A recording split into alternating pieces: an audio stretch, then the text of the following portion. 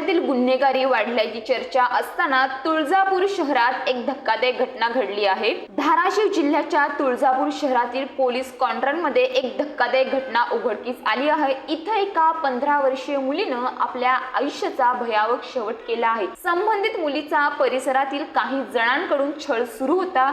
तिला बदनाम करण्याची आणि बंदुकीतून गोळ्या घालून ठार मारण्याची धमकी दिली जात होती।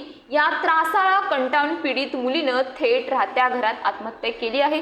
सारिका असं आत्महत्या करणाऱ्या मुलीचं नाव आहे। ती तुळजापूर शहरातील पोलीस कॉन्ट्रोलमध्ये राहत होती। तिची आई निशा शिकारे ही पोलीस कॉन्स्टेबल आहे।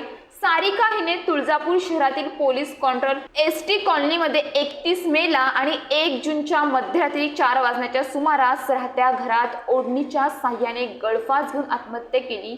मृत मुलीस आरोपीनं प्रेम कर आणि लग्न कर, नाहीतर सोशल मीडियावर बदनामी करेल, माझ्याकडील बंदुकीनं गोळी मारून ठार करेल अशी धमकी देण्यात आली होती।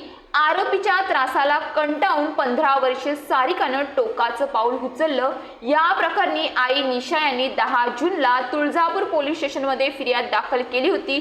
मुलीच्या आईनं दिलेल्या फिर्यादीवरून पोलिसांनी ओमकार कांबळे आणि नगीना शशिकांत पाडाळगळे याच्या विरोधात तुळजापूर पोलीस स्टेशनमध्ये भारतीय न्याय संहिता कलम 107, 351, 335 अन्वये गुन्हा दाखल करण्यात आला आहे। या गुन्ह्याचा पुढील तपास सहाय्यक पोलीस निरीक्षक सुरेश नरवडे हे करत आहेत। सारिका ही पोलीस कॉन्स्टेबल निशा शिकारे यांची एकुलती एक कन्या असून तिच्या आकस्मिक मृत्यूमुळे हळहळ व्यक्त केली जात आहे। तर या प्रकरणी पोलिसांनी दोन्ही आरोपींना ताब्यात घेतलं आहे।